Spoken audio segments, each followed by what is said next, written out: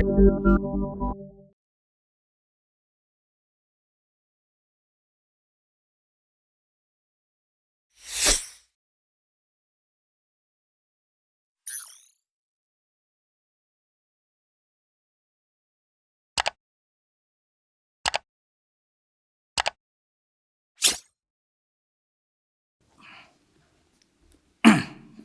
zani na hei Hmingthanga kan Lalmuanchhana member Thar Lawmna le Rinna Thutiam pual in khom kan lo nei le theya amai ro chu kumina chuan hundang dai deuh ani awangin tlemte chi in khom thein kan hmang thei ani a social media kaltlangin kan hmang a zanina hian hei hi YouTube kaltlang ten an lo en don ani zanina hetiang anga in khom na hun tha le hun rem chang min petu pathian hena lom thu soitai la thome pathian thu ilongai thla ang sam number somthum pasari na thil thalo ti tu te wangin in tilungai du sula fello taka ti te chu othek su lobet angin a thlukin an om thuayanga nim hring angin an voi don si a lalpa chu ringla thil tha ti ro herama hian omla rin omna zel ro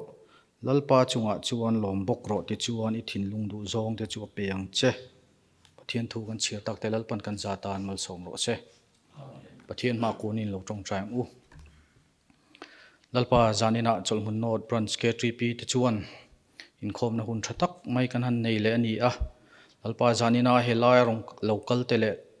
YouTube lama tanga lo thlir tu te po lalpa nain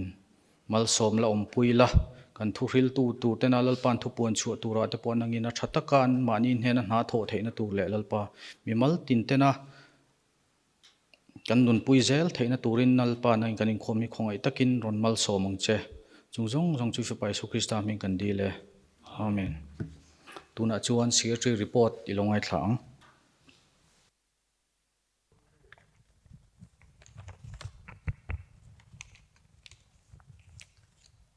zanina Rinna Thutiam le member Thar laklu sermon in khom kan nei theya alomom hle a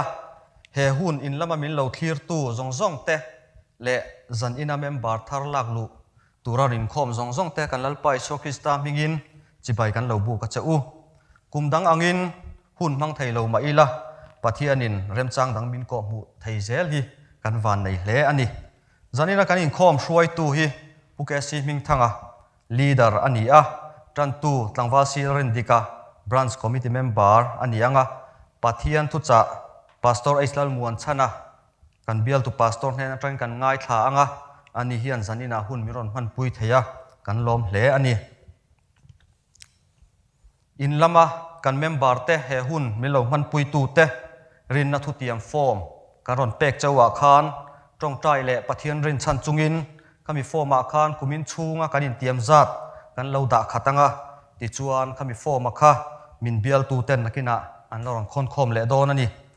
zanina hian member Thar du om tak mi som le pahni lom lu tur kan neya panhi hi zirna wangin hostela an lo lut man ton ron in khom thei lova adang som an ron in khom theya alom om hlea nakina chairman in lom lu pa in melsia tirna ala ron nei don nia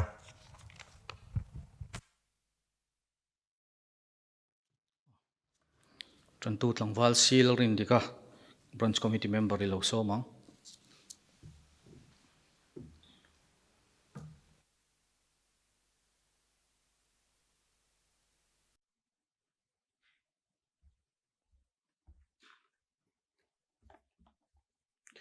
Patem Bible thianglim chiarin longai thlang Psalm number zana chang khatatagin ram zongzong te u lalpa chawmo in lim takin aw ro u lom chungin lalpa rongbol ula hlasa chungin ama a logo ro u ti thlang hi ni se kan Bible chang chiarte lalpan kan zata mami somsak ro se lorung chang lalpa kan pathian tu tak mi manga mi engkol tu ikhongai na izangai na te changin lalpa vuin ni thlangin hun te kan lam mang theya nena lom tu kon soi ne olpa zan nga te I biak bugin thiang hlema inkhom na hun thatak te nangin min buat sei sakawagin inena lom thu currency no le bok ani voin kan hun manna te idu lo zong tam tak ti in kan soyang khanga te khan nangin mingai dom non le turin inena current deal non le boke zanin kan khom te abul min tran sak to anga atop thlanga min kai shwai turin ifa pai so krista migin current deal le amen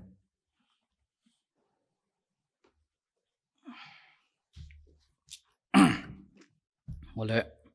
kan thria tangin hei kumin KTP member te kana in la thar le ni a KTP member hi kum khatan ani a kum tin in pek thar zel ngai ani a kumina po kum dang ang bokin branch committee member zong te in thewan rong kal kual le a khata khan member ni du te anon in pe a kumina hian KTP member in pe thar member thar kan ti hi zani le som thumpa nga kan oma chuwangin zanina rongkal le YouTube lama lo en tu zong kha member thar vek kan ni ti na ani chu member thar bi ka hian athar lam le zual deuh te an oma chu KTP ming voi khat pek na kan ti ang KTP member voi khat in pek na kan ti ang hi ani a chu senior department atang te inter department atang te ron om thar thin te ani a chu ho chu kumina hian KTP ming pe thar hi mi som pani lai mai kan na ya nakin an ming kan chiar chu ka ngan an puala tong tai sakna hun te po kha ala om don ani zanina hetilai local khom zong tele YouTube lama te po lo en tu zong member thar kum sang hi som hi pakhat chunga Chawlhhmun not KTP member thar ta na ming ron pe zong te kan lalpa isu krista mingin kan lo lom chewa tin KTP mingin chibai te kan lo buk cheu ani pathian thu ilongai thla ang Thusawitu bung som pakhat chang ko chang som le bung som pani chang khat thu hi ngai thla ila thalai te u in thatlai chen ula in lano pan viau lai hian hlim ro u in thin lung du zong chu zom ula in mitin amu chak zong nen chuan amai ro chu chunga chuan pathian in chunga ro rel do na ni ti hrengang cheu engma eng to nei su ula in pangtina tu om hek su se in thatlai hun rei don lo iwang lai hian isiam tu hrengreng ro ni thalo te alo thlen ma le lawmna reng ka nei love iti na tur kum te alo nei ma hian kha kan hmuwa pathian thuwa kan thatlai hun chen turin min ti a amai ro chu chunga chuan kan thil ti awang te khan ro rel sakte kan lani dona kha hrengreng ta ila KTP ming ron pe thar te pon hei KTP hian thil tum pathum anaya chu Isua Krista Rinna le ama an na konga thalai te Hruaitu te ko ran kut ke ni tura thalai te buat sai ko ran na tho ti puitling le chanchin thapuan dar Krista chanchin thapuan dar ti te ni a hei hi kan ril ruin vong rengila tin azom tu ni po tumila thome hei kan member thar te pual member thar han tila ming pe thar te ta na kan soitel du chu KTP a in roin mang chhodon ani a henga po hian nakina zirna lama te point lakal duang chunga te chuan pathian ni hriat hrengreng tur kan ni ti hi hreta ila engang pon fin na nei ma ula engang pon ro puina nei ma ula to pa chuan pathian hi in ma chon nangai don thowa khovela ro puina zong nei ma ila pat kan damlai hian pathian tel loin nung thein in hrema ila top na nia chuan pathian hi kan ma chon tho ngai don ti hi hrenon thar ta ila mani conference kan thlentlaya khan ke po katlan chuaka hitilaya Chawlhhmun uparo din sang ate in kota hian katlan lain electric hrui hi ron chat mok meya ta khan inveng theiloin ka oma min ron vua se chu ti vak ngai na omlo katlan lai khani khata tanga karil ru ron lo om chu thi na hi kan pi mai kan ban phak meya hian omani ti kha khre chiang em meya chu wangin engtik lai puwa pathian hi kan hnayanga ya pathian hi kan rinanga ya pathian ma chon tur hian kan in buat sai rengangai ni ti kha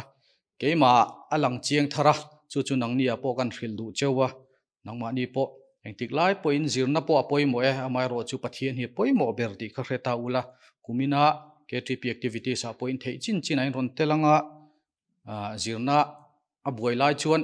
in khom man lo chang te po amang amai ro chu number 1 chu pathian ani ti kha kan soitel du ani ti khan in mingkalama piang in lo chua kanga hetila hian hi tilampang hoi zong khian in tlaranga chumi zo in non din zo huna he tilamin ron hoyanga kan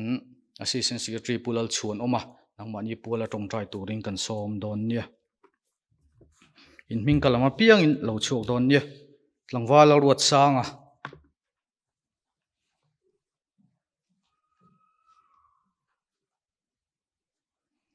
tlangwal Jeffrey lal choi moya nula RD lal ruat sangi nula Grace vanal rem siami tlangwal David lalrin oma tlangwal lal ne zova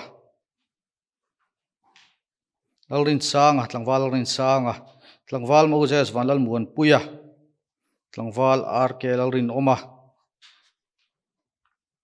tlangwal Sadrak van Lalriata hi hostel a oma rongkal thailowa tlangwal Lalmuanchhana ti zong hin nia in mingma kha tlangwal le nula te kan da Sunday school a kan no pang thin te ni chung khan tlangwal nula in ni to ni ti kha kheta ula puitling tak tak in ni to a tuna chuan heti lampang lo hoi ula kan assistant secretary pulal chuan oma thong trai tunin som malang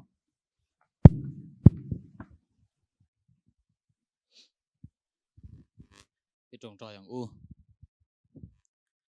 olalpa kan pathian du tak min mangai tu zaina hun tha min pe a lalpa Christian thalai polte tin lalpa chu hun min pe ka chuan hei kan member mingron ziak tharte fresher kan ti te nen lalpa zaina hun mang thei turin lalpa ikai shuana event na kan dona wain kan lo malom thu kan on soini tin lalpa zaina lalpa helaya mingron in pethar lalpa Christian thalai pola lalpa ron pethar te hi tuna lalpa I thu kan an chiar kan ngai thak ta kan khan thalai te in thatlai chenula in lano pan vio la hian hlim ro u iti angin lalpa thatlai chen na turata na Christian thalai pol min pe ka lalpa ming anu ziak lu tani a lalpa he pola hian nang ma du da nang taka anin man thaina turata na te tin lalpa an hmalam hun kal le zel tura zirlai no pangte po an laniang tin lalpa an thil tul an na sang sanga te po lalpa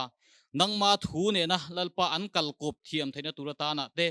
an zirna an emo an thil ti sang sanga lalpa I thua kan mu angin I kong zong zong ama khreng la I kong te chui ko mu zelang che di kan mu angin lalpa an kong zong zonga nang ma khreng chunga an kal thiam thaina turata na an kong ko mu tu nang I omni ti sia a lalpa an malam hun kal le zel tura nang ma in ngat chunga he Christian thalai pola hian lalpa that tak an lo tel thaina turin lalpa zana hian an tan kan on tong trai saka an malam hun kal le zel tu nang man hruain ompui zelang che kan lalpa so Christam hing kan on dila che amen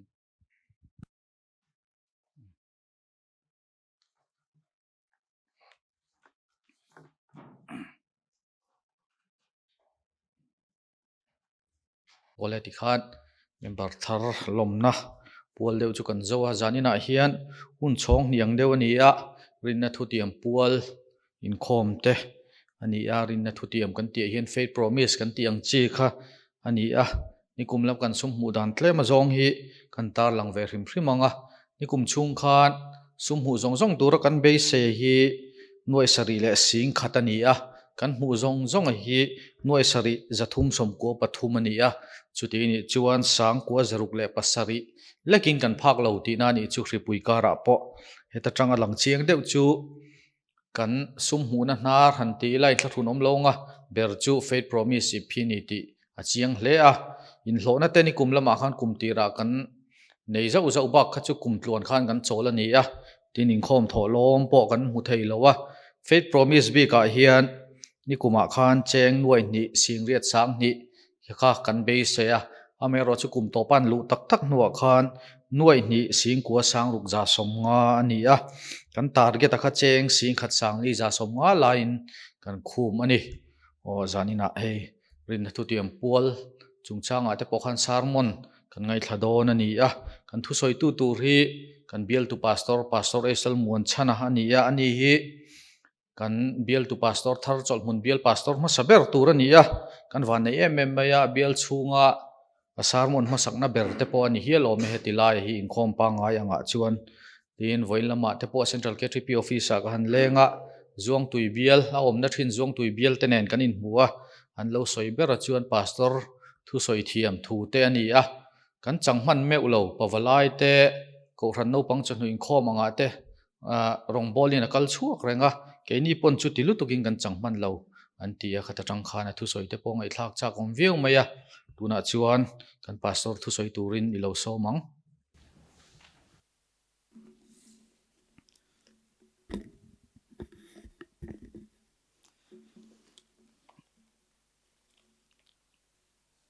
kan tun lai khilaka in vena dan hian thusoi lai te tong trai lai te thu puan lai te in mai tuam nge tur ti ha phu ta a tak taka chon lo hreum khop maya bikin thusoi te phei hi chu lo rei dewa wangin mui tron bet tat chunga thusoi hi a ha thak reu maya chuwan chon eng em kan ti lawanga pathian zara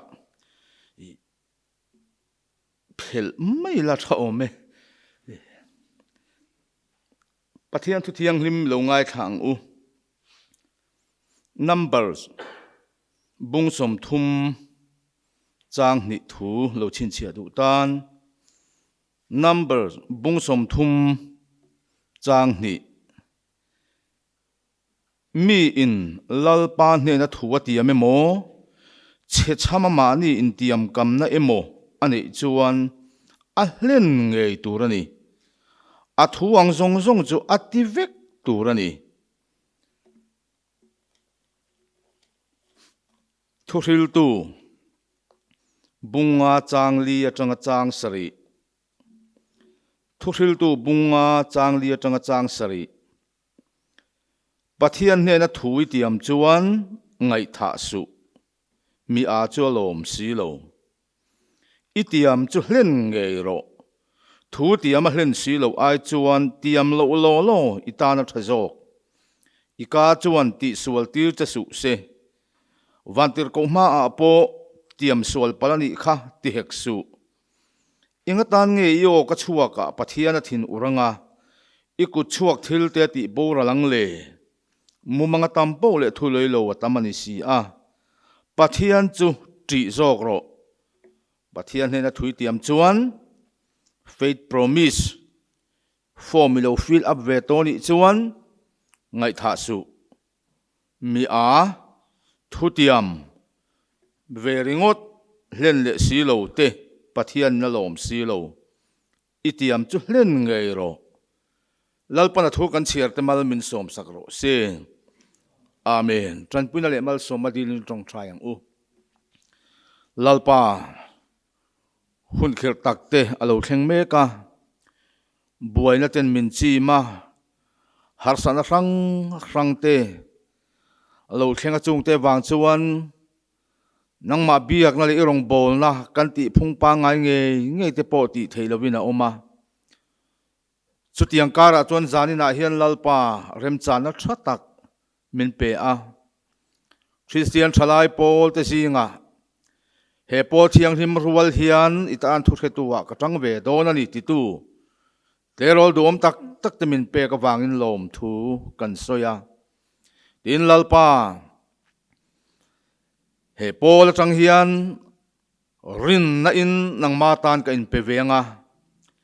i mangai na hi thil pek in ka chang let venga dule ke ma chu kalau e chiat pha ni emo mi nei ang ka nei lo pha ani emo ke ma lam chuan ka lo hek pha don ani po in nang ma hminga wangin thu ka tiam ve don ani ti turin tu na hian kan thin lung kan buat sai meka chuta tan chuan i thu ta kan ngai tu ho don ani i thu thil ti theina nei in kan jinga lo thlen tir le la lalpa kan pathian thu cha mangin min pol la zanina hian nang ma ta na Thutiam Thar nei thei turin kan za hian min puyang che kan lalpai su Krista mingin kan di le amen le masa in Chawlhhmun not Christian thalai pol te kan lalpai su Krista mingin chi bai kan buk chawani ni zanina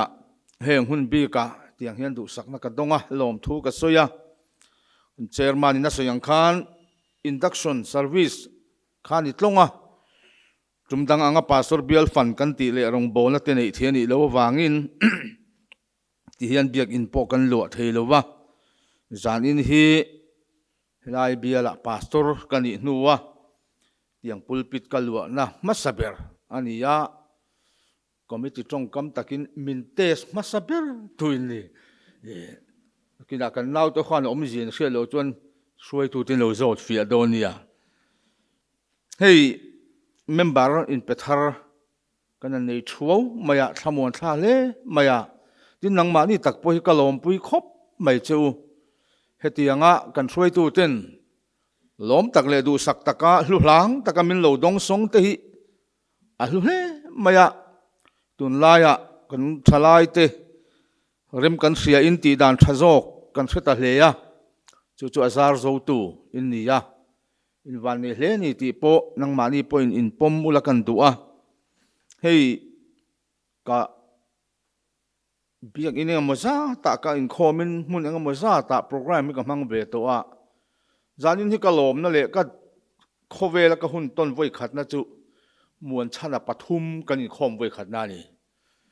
ka ming pui hian lo om ve ta zau zawa tam kan tam lo khop maya helaya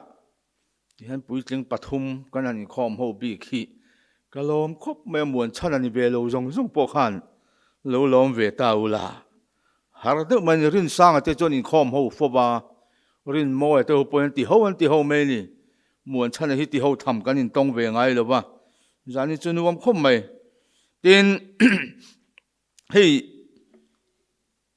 a member thar te lama po kan soi jok du achu kan soi ang khan hetiang tak kamaya hluwa min halo dong song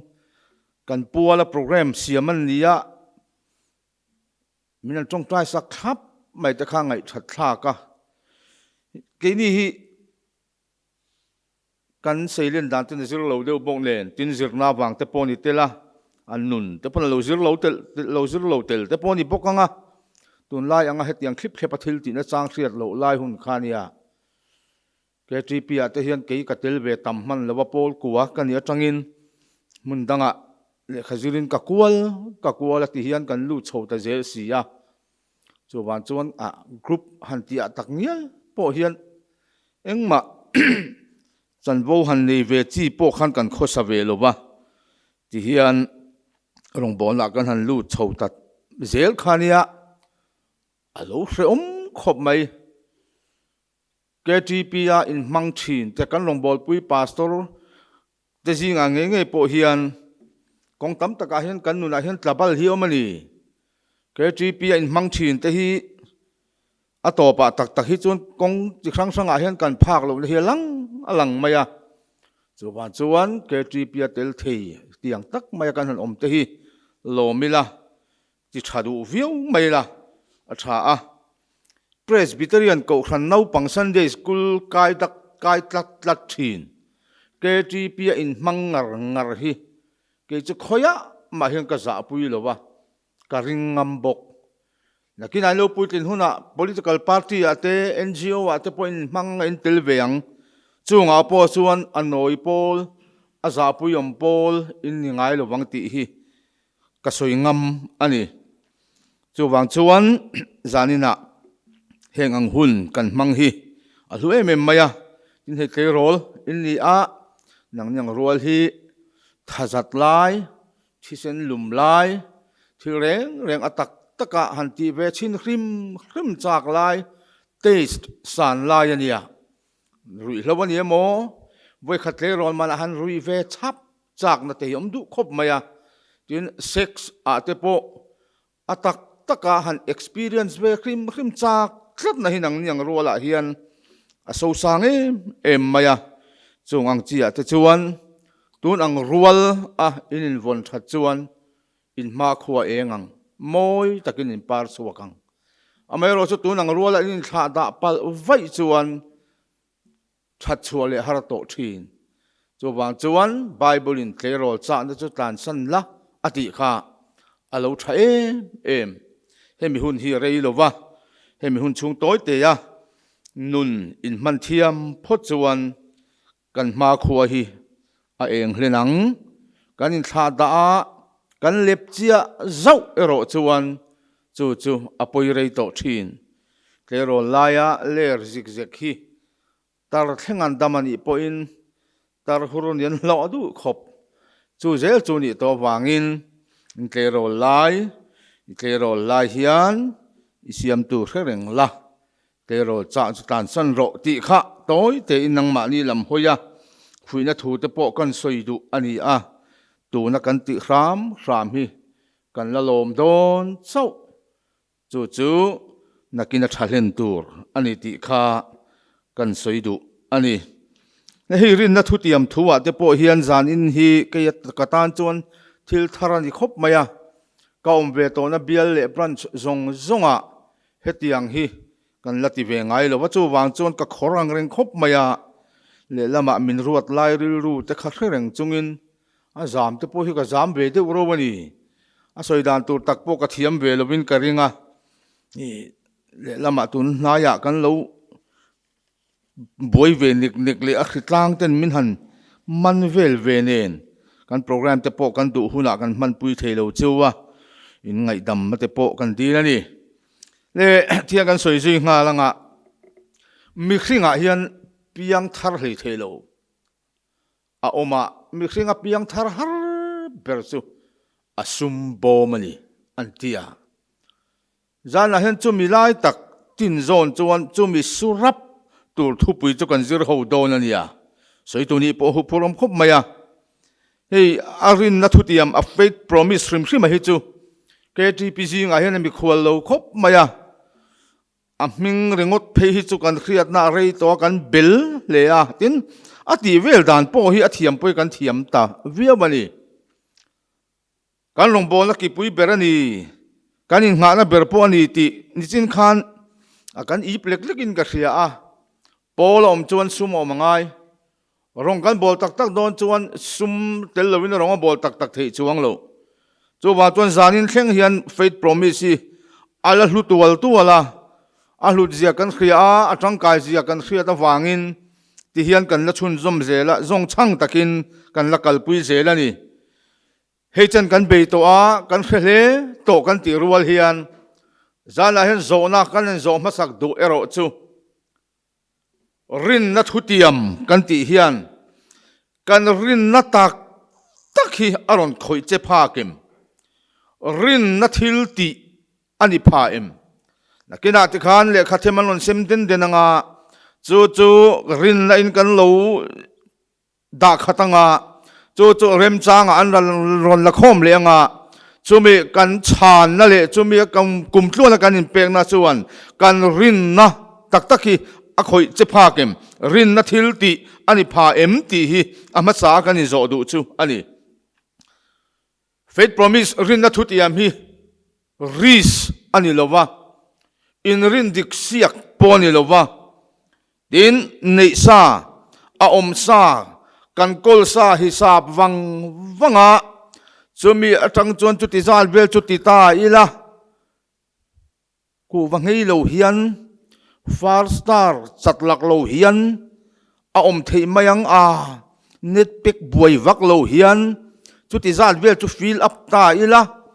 a om sa manga kan nei sa ring chunga chumi hisapa chan chu rinna alani phalo chu wan chon zan la hian erin na thutiam hi a om sa ni lo pathian hen lo ti thei tak takani ti rin tlatna ama ero chu atinge nge yang ti be se na le chumi ringot rin chana avur le na tur be se ya chan ni box si lo ani ya rin na thu soya soi lo thei lo kan soi mai thiang lo chu abraham hin yo me abraham chan china hian ngai no me hi tam khop maya chu ta chuan pathian arin lutu ka wanga arin pathian thian ti lo kha ani ya Genesis bung somni le pania khan abrahaman pathian arin zia fiana kan muwa abraham hian pathian ya lo ring tak takem le nge aring vak lo ti fiana ni lovin abraham hian pathian a lo ring tak takani ti hi mi te khiat thei tur khopa tar lana om theina tur fiana ani ya achan chin soi thu yangai lo kan khrechewa fa nei thelo wan lu puya ching tlat maya ti chuan mi khring lam dana fa nei thei rual ani to lo tar ani nuwa pathianin abraham fa pai nei don nang ma hian le nam tin la thovengang chitam takha tu ni yanga I tha te chu เลียเจียวไว้บุญซาตันยังเตขาเตียโอ้ยจีนี่โตโลสริเพกจวนทุดยังรัวเลยนะน้าหันไปเลยตัวง่ายไงตัวเพกจวนโอ้ยเทโลอนุยตบไบเบิลอาคารอนุญาติข้ามันนี่ไม่รอจูอับราฮัมอาคารมีปางไงตานจนอรินจีรัวโตโลตรเนนะไฟในโดนติข้าปัทยันทุติยมันยังวางเงินอาริงดไม่ยันนี่ตาชวนตัวจงเจริญอารินอังเงินฟ้าป่าอิสกะอันนี้ตาจูอิสกะจูอัฐาเตเราชวนตัวเลยอัฐาเตตั้มตักเราละอมตัวบุลอันนี้โดนะอิสกะอาเฮียนอิฐาเตอันตีอังติข้าปัทยันทัวนี่อิสกาเนียจูมีมังจวนอับราฮัมทาเราปุ่งเซลตูร์ข้าไอ้จันโดนตีนานี่จูมีนัวอับราฮัมเนี่ยนะปะเทียนทุเราเข่งเล่ลอยสีขันมักขบะอับราฮัมอิฟาปาดูตักอิมังไอตักอินเนชุนอิสกะข้าฮารัลทิลนาลานโรตัลโรฮารัลโรเตียนี่อิสกะเบรติลุมินเอ็งตินเงจิตำตะขาตัวนี้เทียงอังไงนะอมโลฟ้าป่าเตนี่ดีอินจงจีงะประคัดอิสกะลูหลานตัวนี้เสละทุดังปอนี่มาเสละอันนี้ชุนอันนี้จุดที่จงจนอับราฮัมเฮียนอัลลริงคัดทีนี้หมดเลยปะเทียนทวงอิสกะฮารัลตุมาฮารัลละตลางันปนันป้าไฟนันชมเบกาอิสกะจวนอามาฮารัลละตูทิ้งคัติขานะปูทัวเดียวนะปูเนี่ยอับราฮัมนะชมมาอิสกะฮารัลโดนจุมขันอับราฮัมเฮียนทิลมาโมจงมันรัวจวกเก่งกิมเวกอิสกะวีลุมมาตูเซมเตะปายาฮารัลละตูทิ้งอันเนี่ยที่จวนไม่จามาอันฮาลนัวอัดที่ลุมนัวฮาลตูรินเกสไลเตอร์พูนเนี่ยที่ลาสวิโอเมขติละจงเกสไลเตอร์เขาเขียนเลยว่าไงไลเตอร์อันนี้เวกตินฮาลลุมปอตุมอันเข่งมาจามันอันเชปาจุดตาจวนอิสกะจูพัวหลอมาจามาจวนน้ำมุตาวิลุมตุมินเซมเตนตีนะอวิเทโตอวิทำไมอมมังโอจุดที่ละตักเซมเตนอิสกะทินนูตะเข่งเจ็บเด็กขันโอ้โลชัวกับอับราฮัมอิฟาไปสักจังหวะขันยังมาติสุตัวน่ะจนมีริงตักเซติกะเรตาอติจุดที่จงจนอับราฮัมขันอาหารลุ่มนูอิสักเงยค่ะ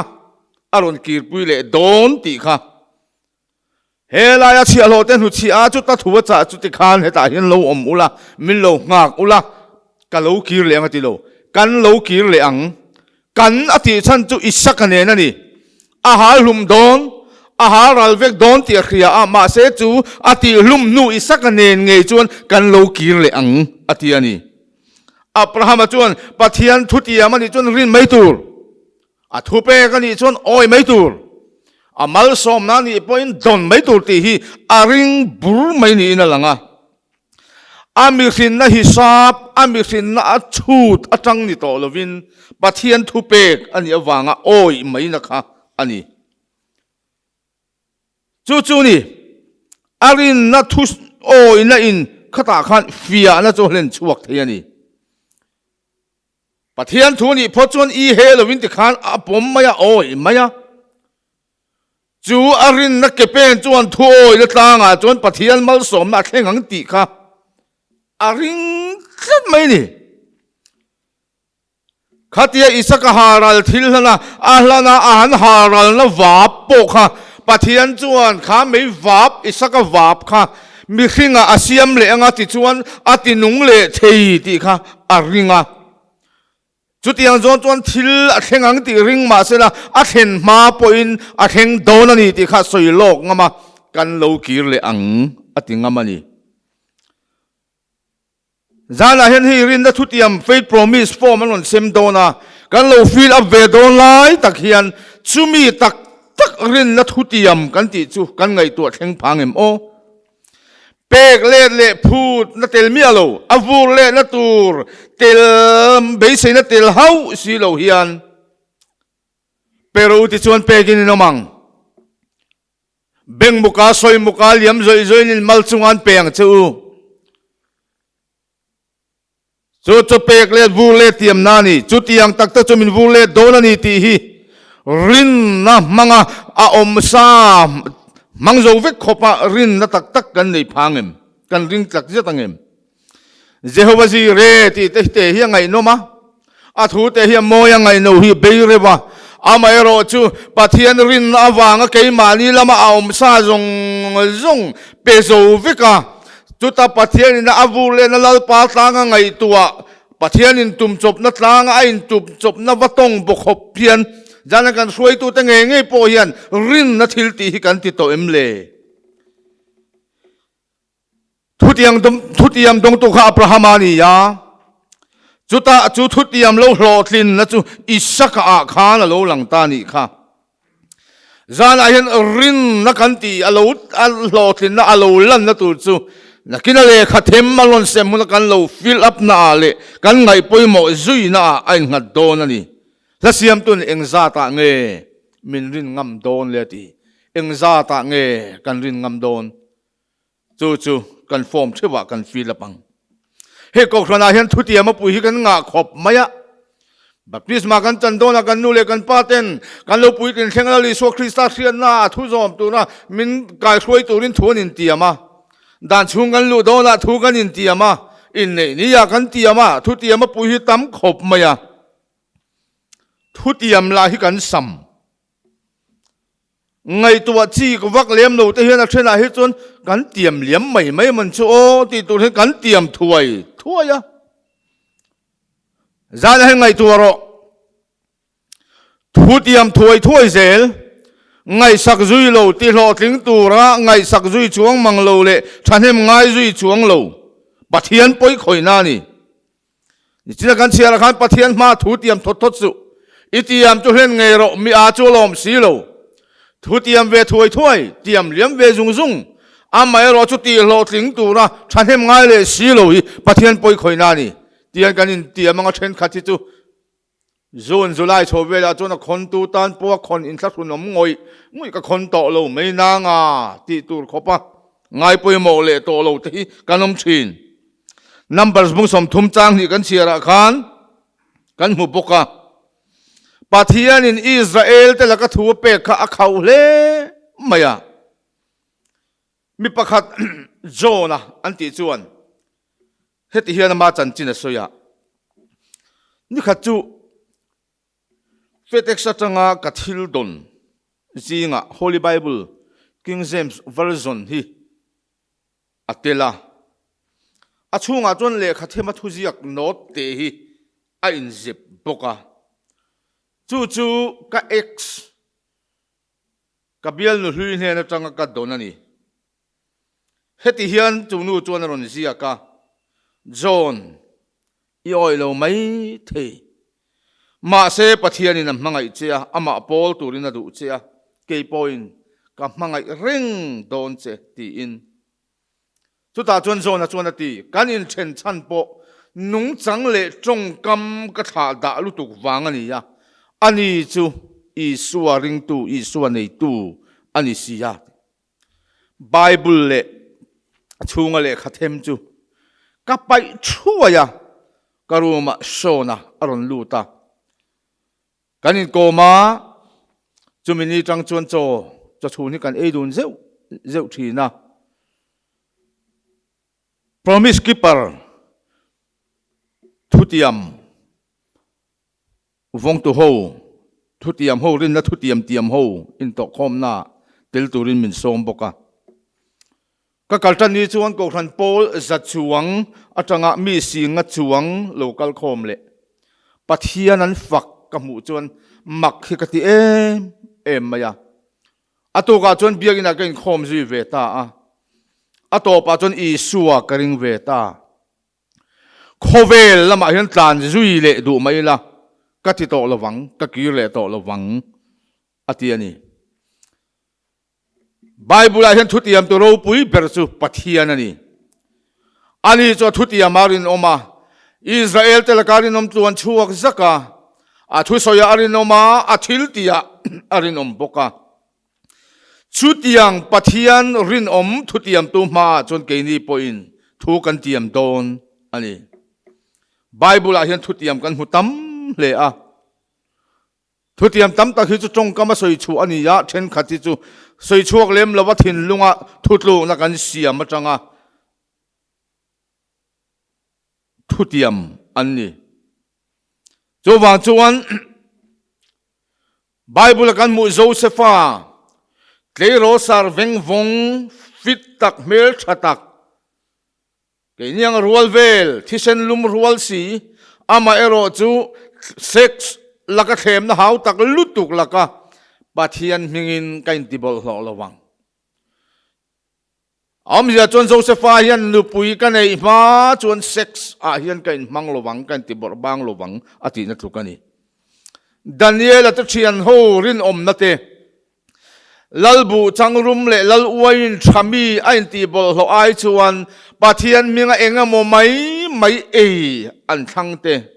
voi khatle rol chua mana ti in zu le thetiang chi ka tem lowang tia Daniel aterin mate zo chuana chung te ne na pathian rong chau bol tura anin tiam tlat na te kha thin lunga Thutiam ro pui ani chu an Thutiam chun nunin an hlen chuak mai zo kani chu wa chon pathian lama thu kan tiam ngat phei chu kan hlen ngei thin awa poimo em zanina hian faith promise kan ti hi KTP a Rinna Thutiam ani lo pathian ma Thutiam ani chu wangin ka omangin langin min mangayang min dal zong ti bowang tu na itani fo turin katantu ihnen karon pan kan tia poimo hi chima kan online phairung kaya a sonin gan ko thran upa pakhat hi pathian ring bur mai hioma lungsen bial ani ya kumtin hian bial harna khom pu hian nei thina an harna khom pu nei lai kha bu seng don nai ni to si sangalan tam si ari ta zong in an lowan veng vutan ria chila ti khan sangal laka an buan venga ani harna khom pu ya kal lo dikina kre box ni lo ta chuan thutlu na siam chu du le lo ei zo vek ro se ka kal thowanga te kal mi me pathian rin chan chungin alo hoa abu hi vui khat po hi sak sangalin an khoi jing pen lo re ria chila veng vut ho bu kha a ei ngek me ni mani khan kan zina chuta kan zin pui kan pastor senior pakhat aming chu ka soi lowang in khetlat ama chuan a testimony anu pui fanau te hen anu pui hen apo soi that du lo hi soya ngai lomi ka ti em maya sang ko som kuale som sari le pali kum khan high school kan kalve ya kan khuwa tang kan school kal na chu kilometer dar kar khat zet kalani chuta kan school nau pang ka classmate me che mel that de mai hian mi hi ngai zong ve tlat maya mi hi du em maya ti khan kar ko nga school kan kal don thina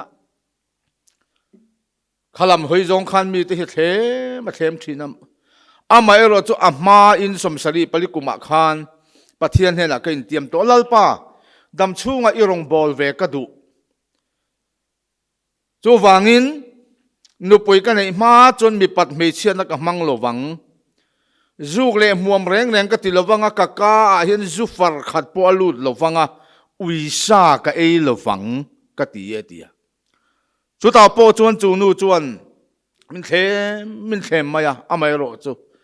sang ka ko som sari le pali kuma pathian hena ka Thutiam kha ka chuak thina ka ngam lo tum khat phei chu sikul hunga tu thing tuai put turan tia ta chuan chu nu chuan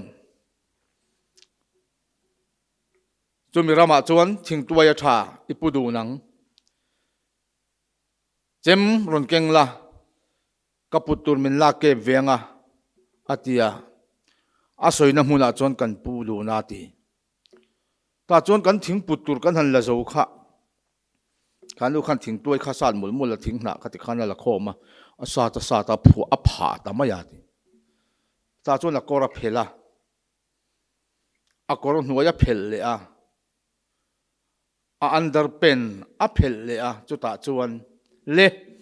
itana kati thei sang ber chu kati do ne atia ta chuan amu ta ham maya ka mu fik mu lo theni lo le katana iti thei sang ber ti vero le ati tamaya ole avalomom em ani chuan kati thei sang ber ilaka kati venge kati abula chuan kan tong trai ange o kati yati chutiang chuan mo atia o sang ko som sari le palikuma khan pathian ma a kadam chung nupui pasal ka nei ma chun mi patme chen mang lo turin pathian ne na kan tiam to a in ka tong trai ya chu nu bo ko tong trai sakta a atia hostel kan oma anuwa ka thian te hi zuan du e maten zuan bil ruwa ke he ka du ter silova ka khum nuai hi anon check pon ka ti ve ngai meo lo wang rin hlel na min nei ve lo wa mi ka ru man check ve ngai lo ani chu check ngai lo an ti mai thin chu chu rem chang an la ka khum nuai hin lai khuara uluk tiu hian zubel khati khan an zuk da a an chil le thina ti chuan an lom lu tu khan lom thu soinan min in lui tir ven tu ma ti chum khat pe chu nam khruisan tan min phuar bet ta ka kut le ka ke ya min an man bet ta ka ka kha an kar ang luya min han tul lui ta amai ro chu kalim du miau lo wangin ka ka kha chu min kar an lui wang le ka tran zo lo wangin an chung lo the lo ka ne si lo wa amai ro chu ka hroka hian far khat malu lo wang tin ka tanga ka phu zelati chu ta chuan ka thian te chuan khai kan thian pa hi ti lui chiani lo ve an ti ya an be donga atia zana hian pathian ma thu kan tiam chu mi hlen chuan ko nga chuan kan rin om zui angai do na ni e a rei du tuk main ti khaya kar fiu bo nai to be apa ni na toite gan su yang engwang nge ni le he rin na thutiam hi kan chan thin chu chu zo na chu pathian mangai na kan chan let nan ti hi ni sela mi in pathian a mangai chuan mangai na chan let nan atan engemo an ti thin chu chu kan faith promise hi ani pathian ni kan mangai ani ti kan lan tir na chu atana nung turin kan in ti amani ti kan nem he na chu he kan rin na thutiam a hian ani le chutiang khopa chan le tham mangai na ani ti chu antinge kan ria chanchin tha johana ziak bung thum chang som le paruka pathian in khovel a mangai ema bible hian a soi fi hi ban tum a mangai ema atialom kan chiar vo he chang kher kheri chu en loving kan soi thei vek pathian in khovel a mangai ema a chiang kan tiem ala chiang to lo ni mai thei hemi chin hi chuan thin lung hi ala chhun ke zo tak tak lo ni mai thei ema nak tuk le kheng pin thuk mai la kan thin lung hi ala chhun ke zo lo fo ani mai thei nei zong pek na thamala ni lo mai thei adot le che kan chiar liang chuti chuan a fa pamal nei chhun a pe a ta se chuan a chiang ta hei zet hi chuan hemi khethiam tu misual thin lung po hi a chhun ke rap mai mi ui kom na bo ma so ke saka mi thil phal berate siama chu mi khefu tu tak chu pathian ma hian kom thei to lo chu pathian mangai la kan chan let na ani chu mi khetu te chuan engkim mai hi ka ta ni se pathian pe ka tok lo chu tiang mangai na sa chuan tharau nun na eng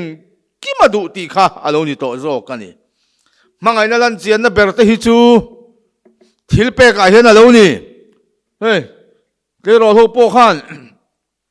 bialnu themin chin na khatiro min mangai tak tak chuan tumi chu ching em ti mi alo tur mangai na hian thil pe na le thil phal na pek chang na a keng nga la mangai na di ka chon pek chang na ti sak du na a om nge nge thin chu wang chon lom te ro kan hlat phua tu ten en reng reng po ai du le la khui thei bak lo thei lo tu ti khian ngoi ngoi ten i tan chon si ar lak po ka huam nan ti veng yel ni thil pek don khim khim hi luwa nei chun in pek phei chu lutakani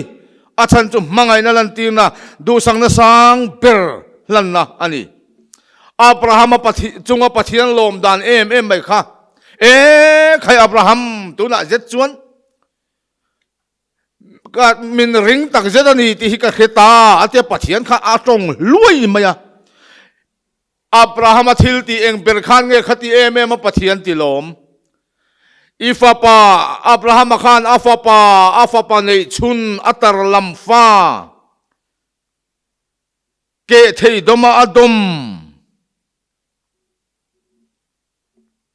amit note anga avon a en chim lo aduat lai ngoi po pathian pe phal khani jotoni pathian mangai na khefu apiang atanan in phala ka chunga thil ti than zong zong wang hin lal pa chunge ka pek ve thungang chandam na lo ka langa mal ka somang tinga dot lea ka thutiam te chu ami te ma ka hlenang mi te mit muwa mi te khriata pathian ma ka fake promise ka hlenang anti na tuk ani thil pe khia khim khimin anga pe ka ni lo ani tam pek tampon lo hausa sa pek tampon ni lo a phal pe ka ni mangai na sai nan petama mangai nep deu nan petlem deu ani be thil pe kenglo mangai na hi ader do tani samson le delili chanchina samson ni tinin sorek ruama delili rima zong ta tui thum muang mai abir tluta ni tin mangai na thur khil ho hova ma se delili lom ta lo tingati samson akarin na chon upat le do hleka in karinga usam engti ziange ithin lung min pe hau silawa ka mangai che ti thei ni ti kha chua chal na ani lali so mangai tu tak te a chon finance campaign hi ngai to lo an ma ni ya pathian mangai na kha campaign na chumi dong tu chuan ane na kanun ka hla nanga manatan ka in pe ang kanei eng po chan don mai lom chung na rong ka bol fanang tin pathian hin nei zong chan vika thi pha khopa mangai tla ka an ngai thin ani zana hian pathian kan mangai na hi eng tiat nge lo ni ve reng kan te thei to ang kan i khom thei lai khan zoram pumakan hadu ber mai kha chu nitin I suwa ka thin lungin ka mangai deu devati kha biak in tin han kan lam pui tluk khania in khom le thei huna po he la po ki kan du le ka ring he la kan han sak ka khuang ri rual kan han ter chuak nga la voeng mo za kan lak lon tlut khan pathian kan mangai zia hi ala tar lang zo lo reng Isu ka mangai che ka tai ni I Hmingthanga ka sual zong ka kal sanang mal ai tu na ka mangai jok che mitui luang zung kan sa ni mai the chu chuan pathian kan mangai na alati fia zo chuang lo zana pathian kan mangai na tak chu atala kan in pek na a in ngat mangai na fam ki malang thin eng kim huama tur na huna hianin lali suai mangai zia lana turin eng tiana sangai lo tuar ve ti hi poi mo chu ni hi pian tharna te po hi kan pian thar dan hi chen khatin kan ring hel le de ro thina kan pian thar dan te na thaber po chu tho chu niang mi singa pian thar har be chu sum bo mani ma se pian tharna dik taka chon account hi cheloi mai ni zakaya piang thar kha ngani mi huat lo khopa mi du ama soyani amai ro chi suan nan to ka zakaya nun dang lam chi ro kan mu chu zakaya iron chef kalna kha ari rap meni lalpa kasum zat ve hi puar fana kadanga mire thei te ka penga azat ve soma za soma pangadang hi kalau lebru sak to song song ka pele le fikang i azat ve asum nei jong jong zat ve mire thei te pe ka azat ve la chu tianga aman chon zakayan ne ni to lo aku taruak vek to dl mudi na tialo zakaya pian thartu ka chon tikhana a staff hoten alo lebruk to jong jong kha an rule kwal dan dan an leng kwal dan dan a ma chon tikhana local khian local le ta mi sual ho thom an ti vuak thu khian cha ka ti tian an local anga an du zat minon e sak lenga an ti an ten em ma se chu mi tu ka zakaya te leng kwal che chu tiang ani to lo an lo e ruk sak to jong jong kha a le li nan rule ta char a rule zo ba vantlang information at non puanga khai lo ngai tharu khai mira thei jong jong te bpl card kengin community hall akal khom tur puja kayan puisa sim don an tia anu kal khom ru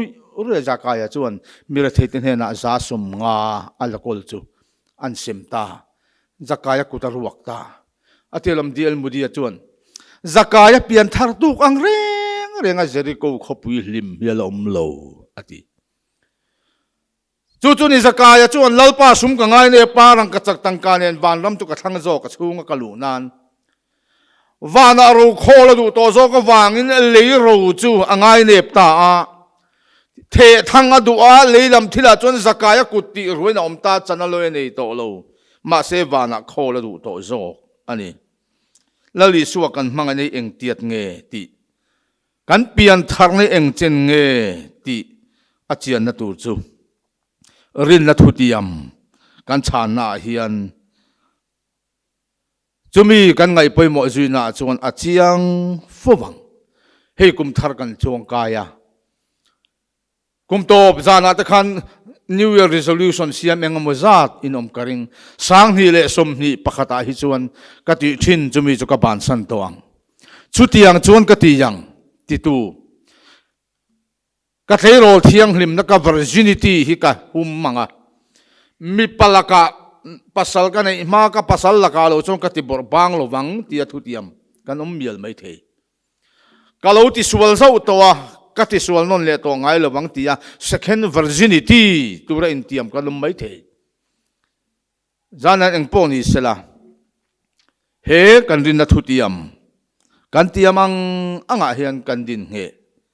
apoy mo nga alo tling khom lama chu atle me mo ta me mo chu ai chuan kan tiam na le chu ta kan rin om na chu apoy mo ang kan rin om phot chu la tling khom po tlem tak tak thelawang zanan eng mo ti tala lali suwata ni tur le i suwata na rin om turin thutlu na thar siam turin kanin soma chu pathian ma kan Thutiam chu nakina le kha anon sem huna lali suwa kan hmangai na atana kan in pe na chu ta chuan kan lo tar lang to na ni Rinna mani lam ral vek na hmuna pathian in tum chop na le avul le na lo thleng tur rinna tak tak ne na tanga ngoi tu tam tak hi chuan kan Rinna Thutiam ma hian hi tu na hian ku va hring hi tui tang pa ngai do ei tur chuanin pocket khat cheng som li te nia chu ta secret la zu tan phei chuan ni khata hian ni khata som li man ku vatla hi in tam karing lo secret bomb khatu lo tate reng po ni ula ni khata juk le muama kan senral ringut po hi ngai to ma te u ngei ti kan ban hlawe o tlak lo ti kan ban hlaw em hetiang tluk tal le hetiang tia tal hi chon lali suwa hi ka mangai ve to don kan ti thei don lo mi chu tiang tak taka jana chuan ngai tu na thar len in pe na ne na thu tu na siam turin kan in som ani lalpana thumal min som ro se amen